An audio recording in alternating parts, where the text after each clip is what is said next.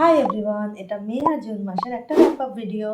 তো দেখতে দেখতে আমরা একদম বছরের মাঝখানে এসে গেছি। আরও ভালোভাবে বলতে গেলে আমরা বছরের অলরেডি সেকেন্ড পার্টে এন্ট্রি নিয়ে নিয়েছি। তো এই চ্যানেলে যারা নতুন তারা হয়তো জানবে না, আমি এই চ্যানেলে 2 মাসে একটা করে র্যাপ আপ ভিডিও দিই। তো এই বছরের জানুয়ারি, ফেব্রুয়ারি আর মার্চ আর এপ্রিল মাসের র্যাপ আপ দুটো ভিডিও আছে। একটা প্লেলিস্টও করা আছে, তোমরা গিয়ে সেখানে দেখতে পারো, অনেক সুন্দর সুন্দর বইয়ের রেকমেন্ডেশন পাবে। So hi everyone, this is Mysterious World and you are of course watching Mysterious World with another interesting video. If you are new here, please do subscribe, and if you are not new, please take lots of positivity and love from my side. তো এই দুটো মাসে আমি মোট 6টা মতো বই পড়েছি আর কিছু ম্যাগাজিনস পড়েছি। তো সব কটাই আজকে আমি এখানে দেখাবো, আর আমার কেমন লেগেছে আমি সেগুলোও বলে দেবো। আর এর মধ্যে বেশিরভাগ বই নিয়েই আমার ডিসকাশন রয়েছে এই চ্যানেলে। তো বইগুলো দেখাবো তো আমি নিশ্চয়ই, তার সাথে আমার যেই বইগুলোর অলরেডি ডিসকাশন করা আছে ওইগুলো নিয়ে আমি বেশি কথা বলবো না।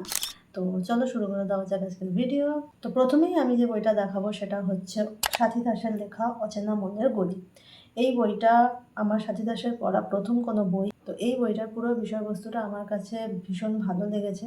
একজন ছাত্রী তার শিক্ষকের সাথে যে একটা সম্পর্ক, সেই জিনিসটাই এখানে খুব সুন্দরভাবে দেখানো হয়েছে, মানে একটা খুব ক্লিন ওয়েতে দেখানো হয়েছে। তো এখানে যেরকম রয়েছে একটা মেয়ে যার সমাজে তাকে ভালো দেখাতে দেখাতে তার রীতিমতো জীবনটা ওষ্ঠাগত হয়ে উঠেছে। তো এই বইটায় বেসিক্যালি আরও ভালোভাবে যে জিনিসগুলো দেখানো হয়েছে সেটা হচ্ছে ওয়ান সাইডেড লাভ স্টোরি বা নিঃসঙ্গতা, অপেক্ষা, কিভাবে মানুষকে দুমড়ে মুচড়ে দেয়, সেই জিনিসগুলো এখানে লেখিকা খুব সুন্দর করে ফুটিয়ে তুলেছেন। তো আমার প্রথম বই থাকলো অচেনা মনের গলি। এরপর আমি যে বইটা এখন দেখাবো সেটা হচ্ছে Harry Potter and the philosopher stone. তো এই বইটা আমার মনে হয় যে প্রত্যেকেই তাদের যেই চাইল্ডহুড পিরিয়ডটা থাকে বা অ্যাডোলেসেন্স যে ফেজটা থাকে তার সেখানে তারা পড়ে অ্যাকচুয়ালি, কিন্তু আমি এটা এখন পড়েছি। তো যাই হোক, এই বইটা নিয়ে আমি কি বলবো, এই বইটা নিয়ে সত্যি কিছু বলার নেই। মানে মানুষের ইম্যাজিনেশন, রাইটারের ইম্যাজিনেশন এতটা লেভেলে কী করে যেতে পারে, আমি সারা বইটা পড়তে পড়তে শুধু এই জিনিসটাই ভেবেছি। কারণ এই বইটার সঙ্গে আমি যখন মানে বইটার সঙ্গে আমার যখন পরিচয় হয় তার আগে আমি মুভিটা দেখেছি। তো মুভিটা দেখতে গিয়ে যে জিনিসগুলো আমার একদম ভিতরে ঢুকে গেছিলো যখন আমি 7টা পার্টের টোটাল মুভিটা শেষ করেছি, মানে দুর্ধর্ষ লেগেছে আমার। আমি মুভিটা দেখতে দেখতেই ভাবছি যে মানুষের ইমাজিনেশন কী করে এতটা পাওয়ারফুল হয়, আর বইটা পড়ার পর তো সেটা আরও কয়েক গুণ বেড়ে গেছে। বইয়ের মধ্যে এমন অনেক জিনিস রয়েছে যেগুলো মুভির মধ্যে অফকোর্স নেই। তো ইয়েস, এটা আমার কাছে আমি বলবো যে হয়তো অনেকটা টাইম পর্যন্ত আমার কাছে এটা একদম বেস্ট রিড হয়ে থাকবে। তো ইয়েস, এই বইটা আমি পড়েছি আর আমার খুব ভালো লেগেছে, খুব। তো নেক্সট আমি যে বইটা দেখাবো ওই বইটার নাম হলো ঝরা পাতা। এই বইটায় মোট 4টে প্রেমের গল্প রয়েছে। তো 4টে গল্পই বেশ ছোট ছোট, শুধু লাস্টের যে গল্পটা, ফোর্থে যে গল্পটা আছে ওই গল্পটা একটু বড়, আর ওই গল্পের কনসেপ্টটা বেশ ভালো। ইনফ্যাক্ট 4টে গল্পই বেশ সুন্দর লেগেছে আমার। তো কেউ যদি চাও তো এরকম একটা ছোটো মতো বই নিজের কালেকশনে রাখতে পারো, রিডিং টার্গেটে হেল্প করে। অচেনা মনের গলি নিয়ে আমার একটা ডিসকাশন এই চ্যানেলে রয়েছে। Harry Potter and the philosopher stone নিয়ে আমি আমার ব্যক্তিগত মতামত একটা ভিডিওতে প্রকাশ করেছি, আর ঝরা পাতা নিয়েও আমার একটা ভিডিও আছে এই চ্যানেলে। তো যদি কারোর মনে হয় রেফারেন্সের দরকার তো তারা ওই ভিডিওগুলো দেখতে পারো। তো এরপর আমি যে বইটা দেখাবো সেই বইটার নাম হলো অ্যানিম্যাল ফার্ম। এটা মায়াকানন প্রকাশনী থেকে প্রকাশিত, আর আমি এটা বইমেলা থেকে কিনেছিলাম। ইংলিশে যে অ্যানিম্যাল ফার্ম বইটা আছে সেটার নাম আমি অনেক দিন ধরেই শুনেছি, কিন্তু অ্যাকচুয়ালি ইংলিশ ক্লাসিক্স পড়তে আমার অনেকটা টাইম লাগে, সেই জন্য আমি কখনও ওই বইটা পড়ার ট্রাই করিনি। তো এই বইটা যখন আমি দেখলাম যে বাংলায় বেরিয়েছে তাই জন্য আমি ওটা ঝটপট কিনে নিয়েছি। তো এই বইটা নিয়ে আমার একটা ডিসকাশন আছে, তো সেখানে গিয়ে দেখে নিতে পারো যে আমার কেমন লেগেছে। আমি বলবো যে এটা পড়া সবার দরকার, মানে ক্ষমতা মানুষকে দিয়ে কী করায় এটা মানে আরও বেশি ভালোভাবে বুঝতে পারবেন তাহলে। নেক্সট আমি যে বইটা পড়েছি সেটা হচ্ছে অপরাধের মনস্তত্ত্ব।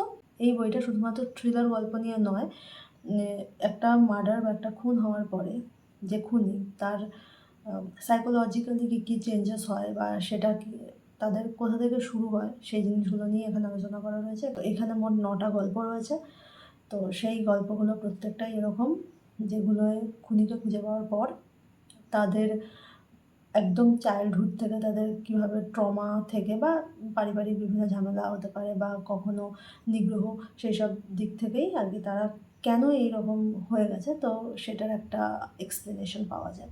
তো আমার তো ভালো লেগেছে। এরকম সাইকোলজির ব্যাপারে যদি ইন্টারেস্ট থাকে এই বইটা ট্রাই করতে পারো।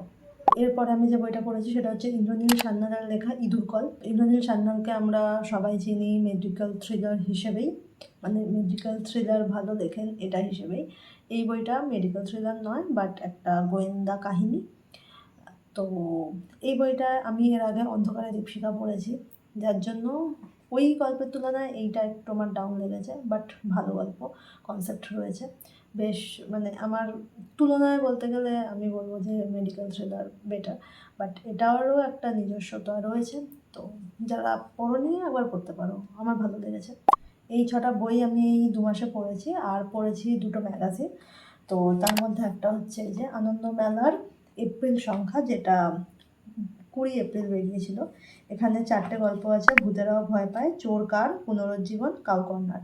অ্যাকচুয়ালি আগে আমি আনন্দমেলা কিনতাম কিন্তু পড়তাম না, কিন্তু আস্তে আস্তে আমি দেখেছি যে গল্পগুলো এখানে বেশ ভালো থাকে।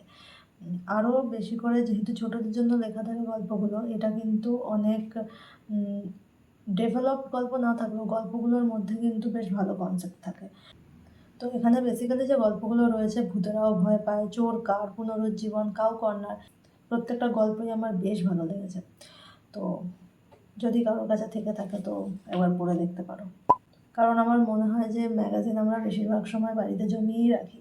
তো আমি আনন্দমেলা এখন পড়ি, আর কিশোর ভারতীও পড়ি, আরও কিছু কিছু ম্যাগাজিন আছে যেগুলো আমি পড়ি। আরেকটা ম্যাগাজিন আমি পড়েছিলাম যেটা আনন্দমেলার আনন্দ সংখ্যা বেরিয়েছিল, আনফর্চুনেটলি সেটা আমি পাইনি, কারণ তার আগেই স্টক আউট হয়ে যায়।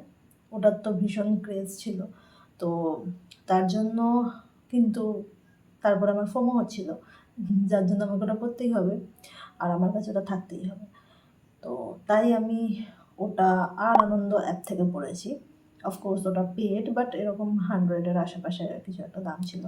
তো সেখানে আমি উপন্যাস পড়েছিলাম হচ্ছে রাধারানীর আলো। এটা শরণজিৎ চক্রবর্তীর লেখা, ওই জন্যই আরও বেশি এটার মানে ক্রেজটা ছিল তখন।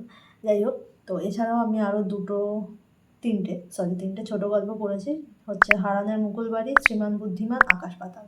এই যে আমি বললাম আগেও যে আনন্দমেলার গল্পগুলো ছোটদের কেন্দ্রিক হওয়ার পরেও গল্পগুলোর কিন্তু ভালো ডেপথ থাকে আমার এখন মনে হয় পড়ে।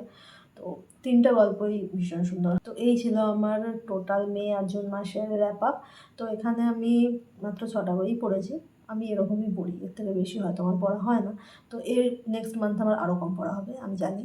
তো এই যে ম্যাগাজিন বা বইগুলোর আমি কথা বললাম, যদি পড়া না হয়ে থাকে তো একবার ট্রাই করতে পারো। তো তোমরা কী বই পড়লে এই মাসে আমাকে ডেফিনেটলি জানিও। আর এর মধ্যে থেকে যদি তোমাদের কোনো বই পড়া হয়ে গিয়ে থাকে তো কেমন লেগেছে সেটাও জানিও। আর দেখা হচ্ছে আবার পরের ভিডিওতে, আর ততক্ষণের জন্য বাই।